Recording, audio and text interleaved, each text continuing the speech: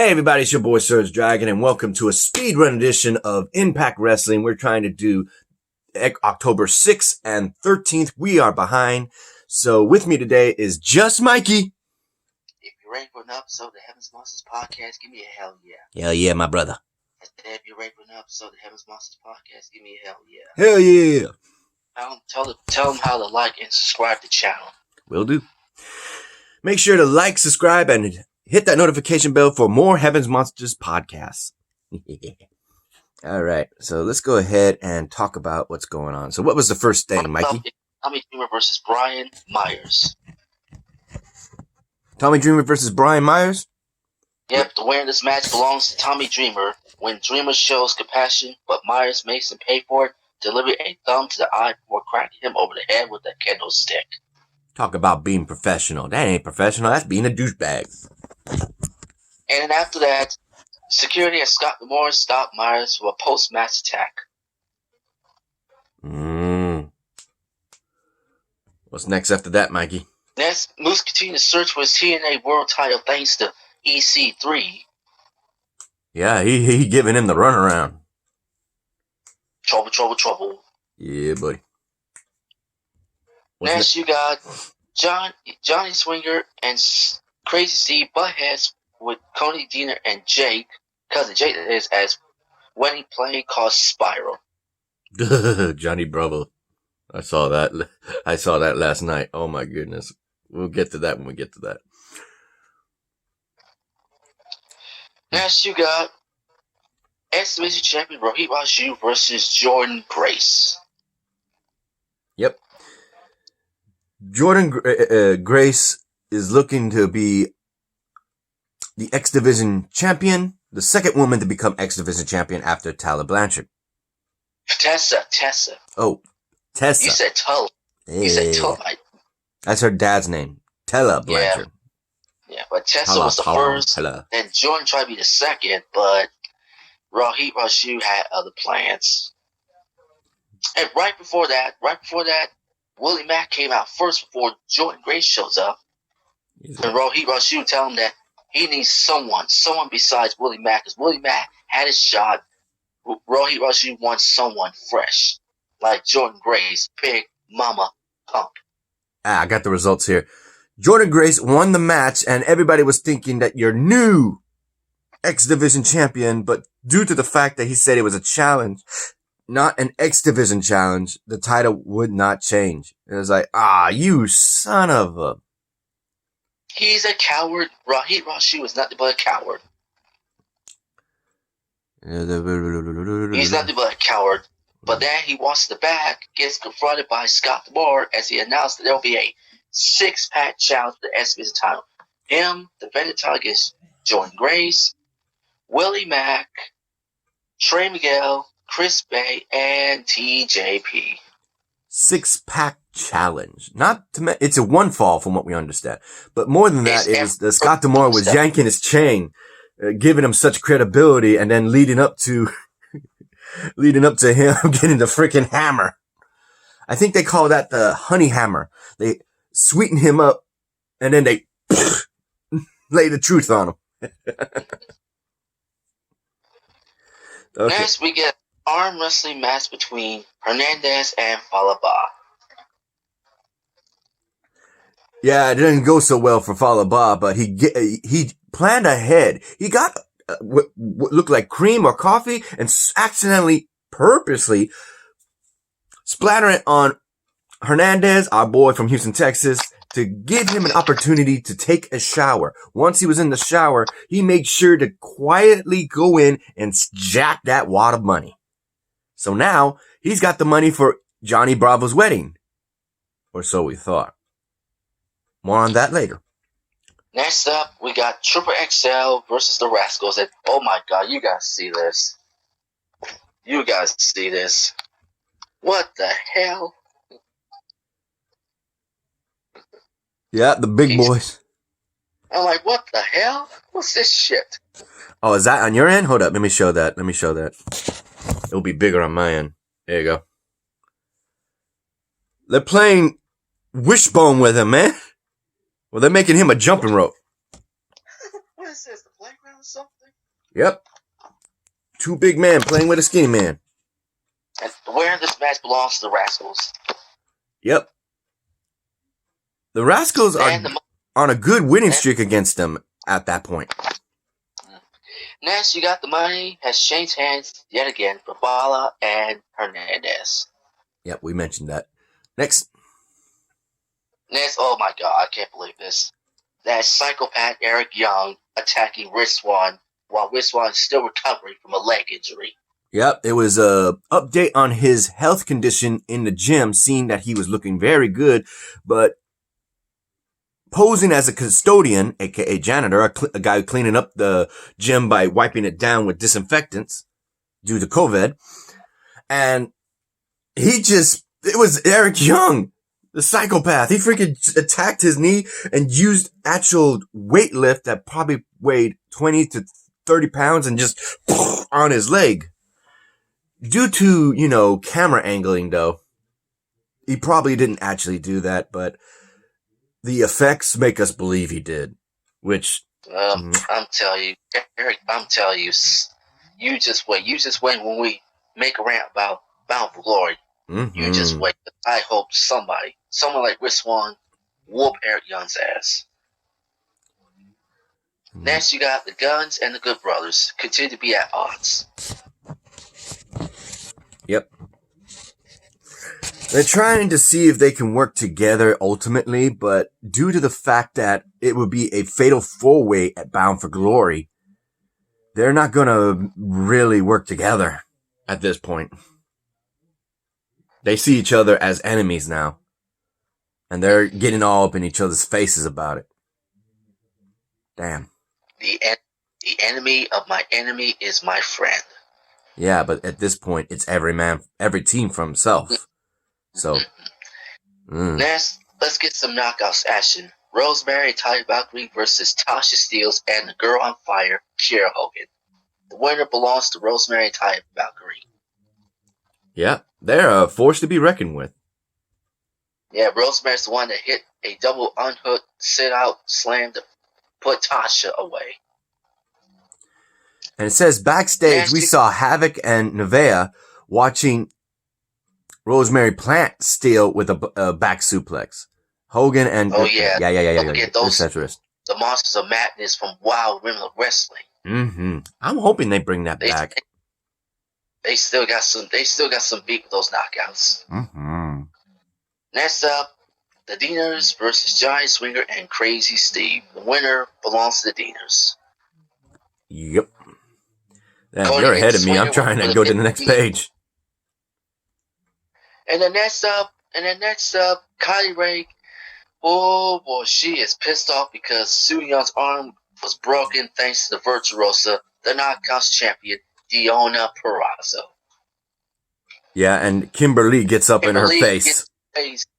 Yeah, just to make sure that Kylie Ray gets her ass whooped again by Deonna Purrazzo, but Kylie Ray just snapped. Oh, I mean, she's still fighting for her friend Susie. But don't be surprised if Susie turns into her alter ego, the undead bridesmaid, Su Yung. Yep. So I got the next one. Next, the moment we're waiting for. Yep. What? The trap with Heath Miller. Yep.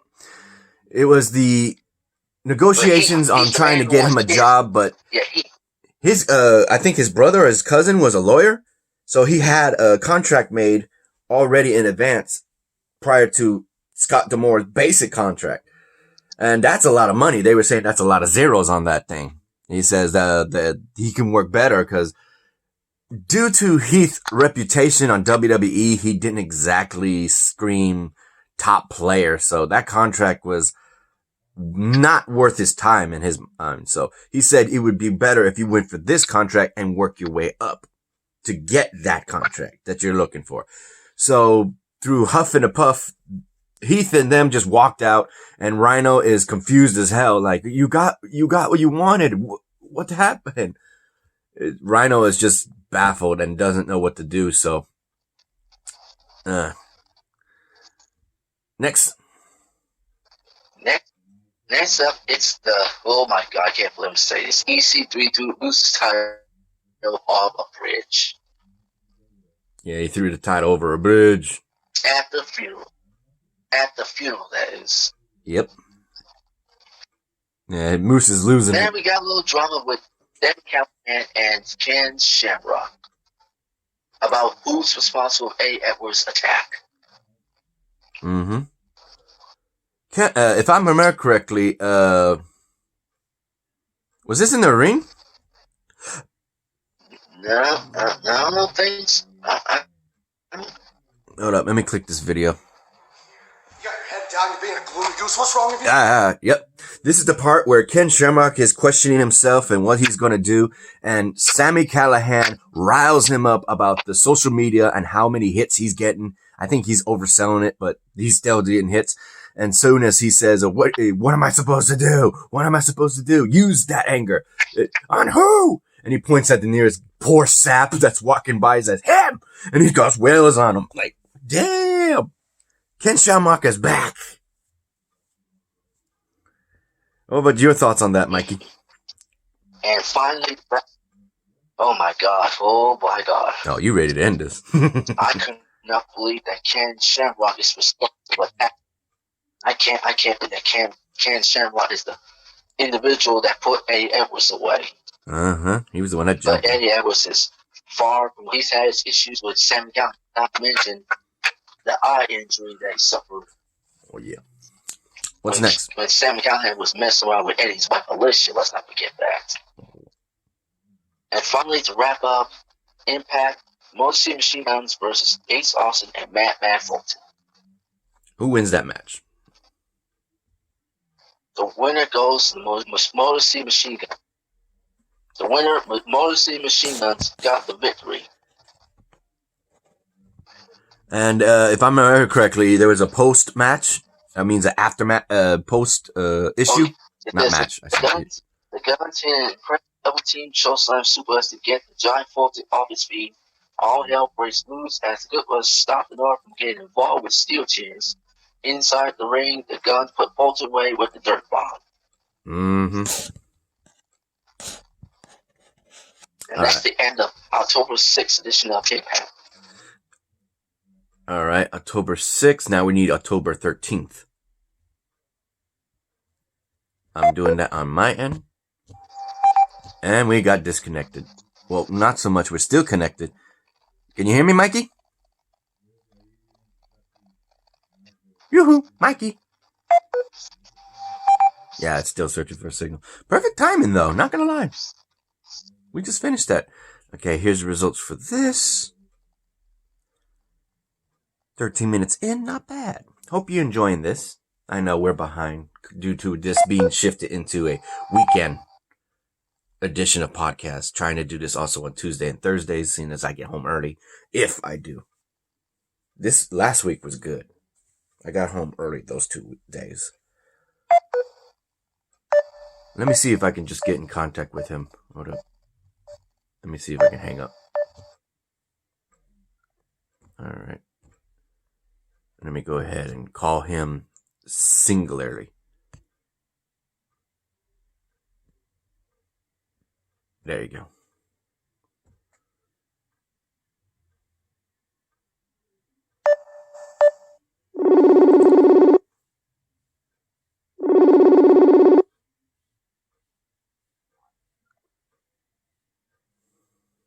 Oh.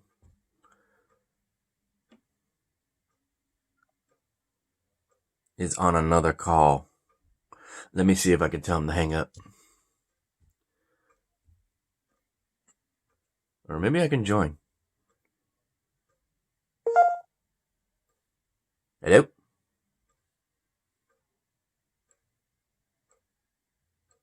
Mikey, if you can hear me, hang up. If you can hear me, hang up, okay?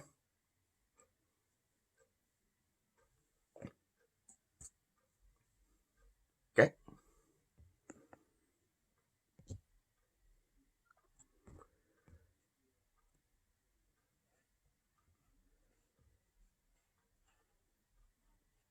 Hang up.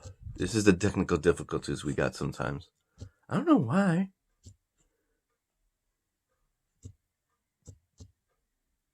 There he goes. He hanged up. Now I can call him bye. Not in the group, but singularly. There you go. Can you hear me?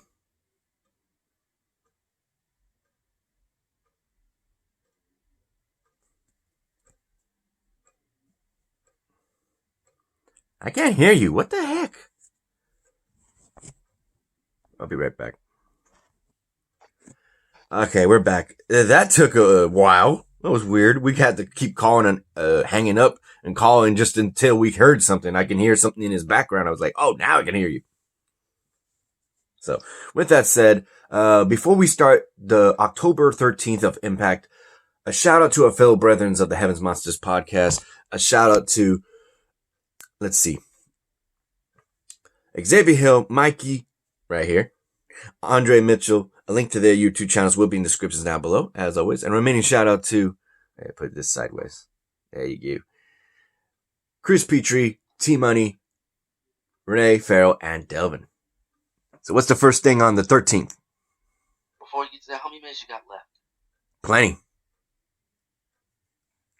Well, let's continue the speed run. First, it started with Moose knows where he needs to go for the hunt for EC3 and that TNA Impact when he tried to plead with Scott D'Amore. But Scott D'Amore wants Moose to leave him the hell alone because Scott D'Amore is still waiting for the results of Rich Swan's injury. Yeah, he finds a room with a chart. You know exactly where he needs to go, like you said.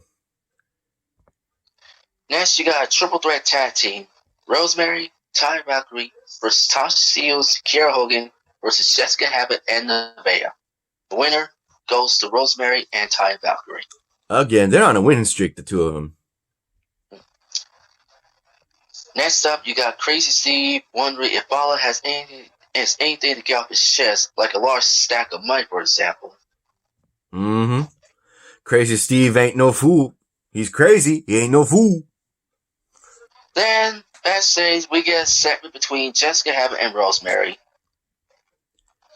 Habit tells Rosemary that the only way she'll help her retrieve Father Jay's message is if she can beat her in a match, which we'll get to that. The October 20th, that is. Mm-hmm. Next, then you got our main event between Father Bob and Crazy Steve. Your winner, Crazy Steve. Yep, and he gets out, he hides that money well. He's like, I like how they put it on the commentary. They said that wad of cash is like Gollum in Lord of the Rings and the ring. He's like, my precious. Next, the stakes are insanely high at Bound for Glory. If either Heat or Rhino win the Call You Shot Gauntlet, Heat gets his contract. If they both lose, they're out of here. Yep.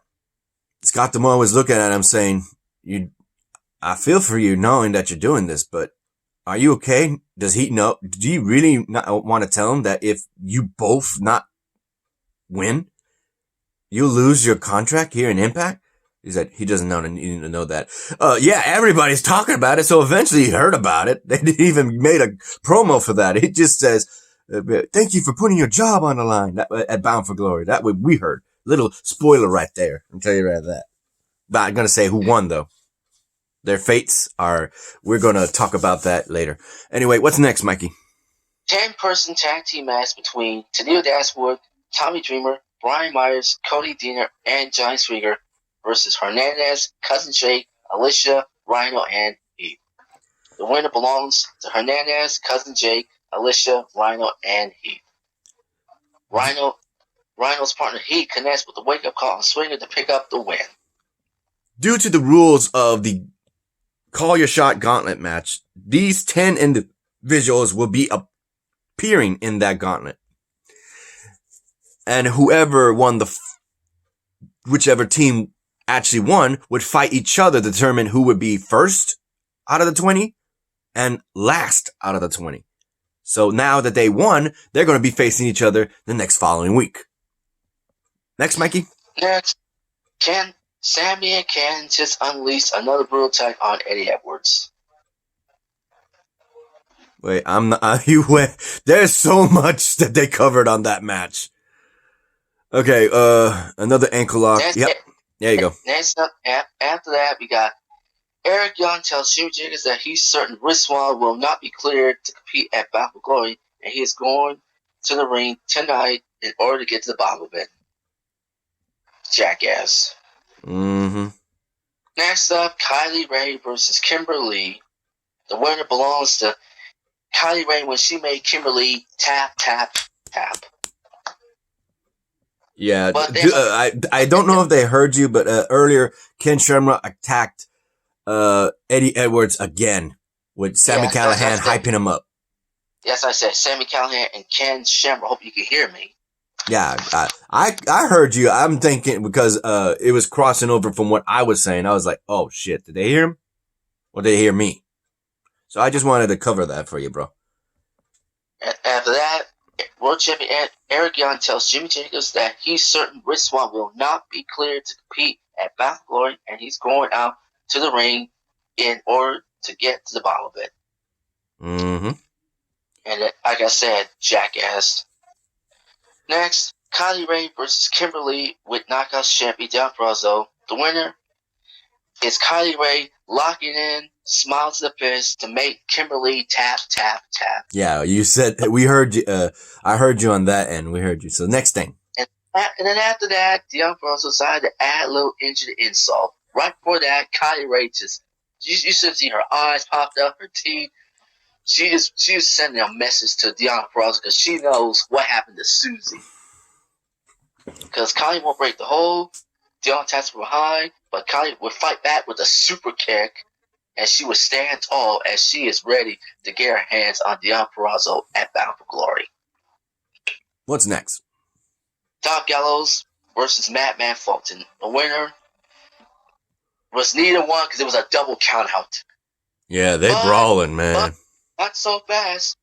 Impact play-by-play announcer Josh Matthews announces that Impact Manager has restarted the match and it is now no countouts and no disqualification. It's just anything goes.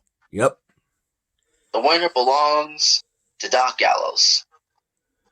When he chokeslammed Fulton through not one, but a pair of steel chairs. Yep.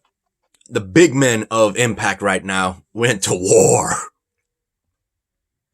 Next, Eric Young comes to the ring, hoping that Riswan won't make it. He was demanding for Adam Pearce to come out and tell him what he wants. Scott D'Amore. Adam Pearce. Yeah, wrong name. Yeah. Adam Pearce is in WWE, and now we got Scott D'Amore, the executive vice president, comes out to confront Eric Young, trying to figure out what the fuck is up with him. I mean, what's the deal with Eric Young attacking people for no apparent reason? He's a psychopath. And then look what he did. Open up a can of whoop ass on Scott D'Amore until Rich Swann would come out and make the save. Yeah, that right. I was hoping that Eric Young would get stripped. Yeah, you notice what Eric Young was saying? You're not real. You're not here. You're not here. You're like, Eric Young wants Rich Swann to go to hell, mind your business, let Eric Young do things his way. But trust me, come Bound for Glory, Rich Swann is gonna whoop Eric Young's ass. Okay, we're at. Is there anything? Finally, what's what you say? I was saying, was there anything else? Nope, there's one more thing left. Oh my God, you should have seen this. A violent brawl between Moose and EC3, and oh my God. I did see that. He blamed Moose, opened up a can of whoop ass on EC3. He was like, pow, pow, pow. Opened up a can of whoop ass. And made him bloody. He made EC3 bloody, and he got his title back. Can you blame Moose for whooping EC3's ass? Nope. I'm like, damn. Has anyone seen Moose open up a can of whoop? I mean, oh my God. Not a long time. Mind games, and thank goodness Moose had to whoop his ass finally. Woo. Yep. EC3 was looking battered and bruised. Oh my God. I wonder what his Aunt Dizzy's going to say about this. And that was the end of the October 13th edition of Impact. In addition to that, I gotta point out that we're not covering Ring of Honor, but we have to mention EC3 since he showed up at Ring of Honor. He's looking to, I think he's what you call a free agent, so he's able to go from one wrestling company to another, if they'll take him. In which case, both Impact Wrestling and Ring of Honor are taking up EC3. Holy shit. Looking good for EC3, I gotta admit. He's on 2 wrestling shows right now. Yeah, he started from, he began there, but he started from NXT in his rookie year, then left, went to Impact, then... Hold up. Okay, I was like, what the hell? I thought I pressed the screen. There you go. As I was saying, EC3 started from WWE, NXT, then went to Impact, then went back to WWE, then go back to Impact, and now what? Ring of Honor? Mm-hmm. Where's he going? Anywhere and anywhere. Everywhere. Anywhere and everywhere. That's what I meant to say. Oh, Ryback just uploaded a new video. Still waiting for Ryback to go to AEW. Still waiting for that. Anyway. Ooh. Yeah. So, you ready to end this, bro? Let's end this one. You like this video? Give it a thumbs up. You didn't give it a thumbs down. Hit the subscribe button, like the content, hit that notification bell for the next video. We will be covering another edition of Impact Wrestling. Double feature.